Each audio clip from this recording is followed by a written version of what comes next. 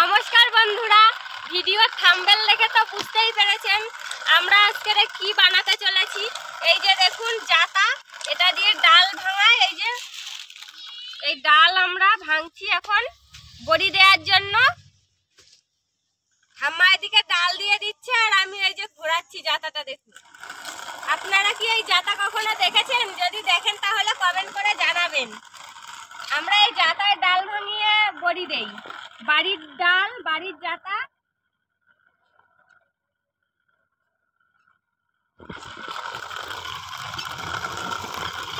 ঘুরাতে এত মজা, হেভি লাগছে। এরকম অল্প অল্প করে ডাল দিয়ে নিতে হবে, নিয়ে আর ঘুরাতে হবে।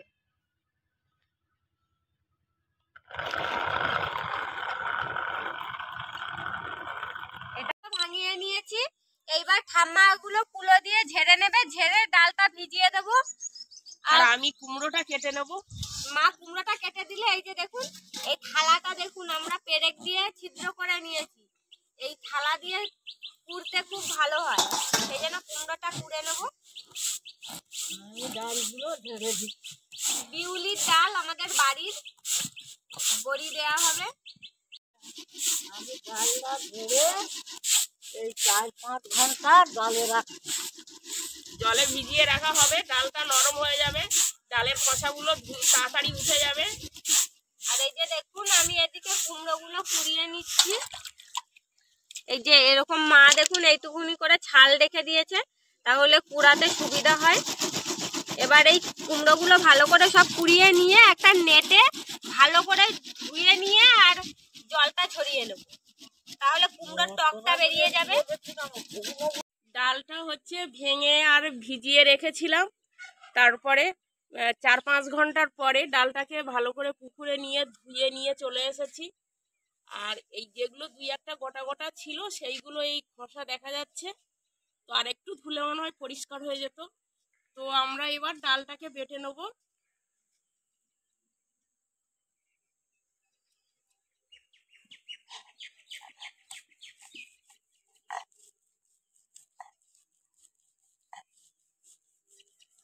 ডালটা বেটে আবার আজকে রাত্রে রেখে দেবো, কালকে সকালে উঠে বড়িটা দেবো। ডালটা বেটে রেখে দিলে ডালটা ফেপে হচ্ছে, মানে ফেপে যাবে আর কি। ডালটা যতটা বেটে রাখবো তার ডবল হয়ে যাবে।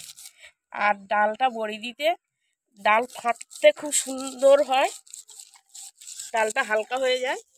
ডালটা বেটে রেখে দিয়েছিলাম, এবার ডালটা ফেপে দেখুন কতটা হয়ে গিয়েছে।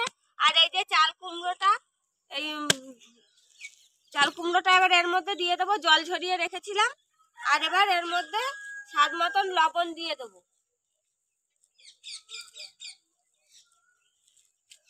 দিয়ে এবার এটাকে ভালো করে মিশিয়ে নেব। অনেক রকম মশলা দিয়েও করা যায়, কিন্তু আমরা শুধু লবণ দিয়ে করব। লবণ দিয়ে করলে খেতেও ভালো লাগে। দেখুন ভালো করে ফাটানো হয়ে গেছে। এবার অল্প অল্প করে গামলার মধ্যে নিয়ে আরো ভালো করে ফাটাবো। যত ভালো ফাটানো হবে তত হালকা হবে আর বড়িগুলোও সুন্দর হবে। এরকম করে হাতের সাহায্যে ভালো করে ফাটাবো। হাতে সরষের তেল মেখে নিয়েছি যাতে ডালটা হাতে লেগে না যায়। এরকম করে অল্প অল্প করে ডাল নিতে হবে আর এরকম গামলায় ভালো করে ফেটাতে হবে, পুরো সাদা হয়ে যাবে।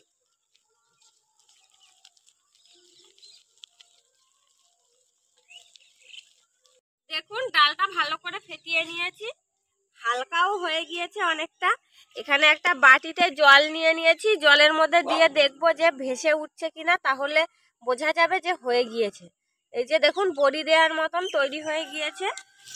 এদিকে মাদুর পেতে নিয়েছি আর মাদুরের উপরে নেট দিয়ে দিয়েছি।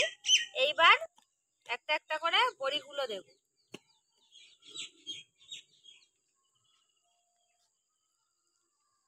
এরকম ভাবে বড়িগুলো দিয়ে দেবো সব। এরকম ছোট ছোট করে বড়ি দেবো। আপনারা যারা যেমন দিতে পছন্দ করেন তেমন দেবেন। আর এইভাবে বাড়িতে ডাল বেটে সব কিছু হাতে তৈরি করে বানিয়ে খেয়ে দেখবেন, দারুণ স্বাদ লাগে।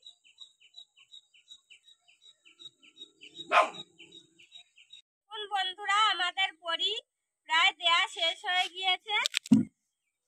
আমাদের ভিডিওটি আজকের ভালো লাগলে চ্যানেলটিকে সাবস্ক্রাইব বা ফলো করে আমাদের সঙ্গে থাকবেন। আর ভিডিওটিতে একটা লাইক দেবেন, বন্ধুদের সঙ্গে শেয়ার করবেন। আবার ফিরে আসবো নতুন একটা ভিডিও নিয়ে। সবাই ভালো থাকবেন, সুস্থ থাকবেন। এইভাবে বড়ি দিয়ে শুকনো করে কৌটোয় ভরে রেখে দিয়ে সারা বছর খাওয়া যাবে।